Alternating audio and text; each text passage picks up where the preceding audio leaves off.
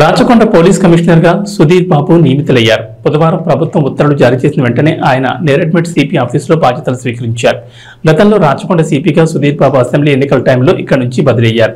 బుధవారం రాష్ట్ర ప్రభుత్వం చేపట్టిన బదిలీలో భాగంగా తిరిగి రాచకొండకు వచ్చారు. ఇప్పటి వరకు రాచకొండ సిపిగా ఉన్న డాక్టర్ తరుణ్ చూసి ఏసీపీ డైరెక్టర్ గా బదిలీ అయ్యారు.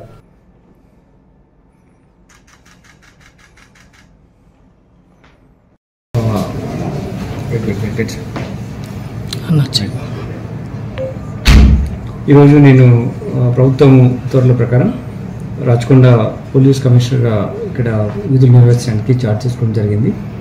దీనికి నేను ముఖ్యమంత్రి గారికి, ప్రభుత్వానికి, మా పోలీస్ ఉన్నతాధికారులకు నేను కృతజ్ఞతలు తెలియజేస్తున్నాను. టెక్నికల్ గ్రౌండ్స్లో ట్రాన్స్ఫర్ అయినప్పుడు మళ్ళీ నాకు ఇదే పోస్టింగ్ రీపోస్ట్ చేయడం ఒక ఉన్నతమైనటువంటి బాధ్యత నా మీద మా పోలీసు ఉన్నతాధికారులు, ప్రభుత్వం నిలబెట్టింది. వాళ్ళ నమ్మకాలకు తగ్గట్టుగా పనిచేస్తూ నాతో ఉన్న అధికారులతో టీం వర్క్గా ముందుకెళ్తూ బెటర్ సర్వీస్ అందిస్తూ ఏవైతే మన పోలీస్ డిపార్ట్మెంట్ ఉన్నటువంటి గోల్స్ ఏమున్నాయో, అలాగే ముఖ్యమంత్రి గారు ఏ మార్గంలో పోలీస్ డిపార్ట్మెంట్ ఫంక్షన్ చేయాలి అనేటువంటి నిర్దేశాలు మాకున్నాయి. దాని ప్రకారం డ్యూటీస్ నిర్వర్తిస్తూ బెటర్ సర్వీస్ డెలివరీ చేసే విధంగా టీం వర్క్తో మేము ముందుకెళ్తాం.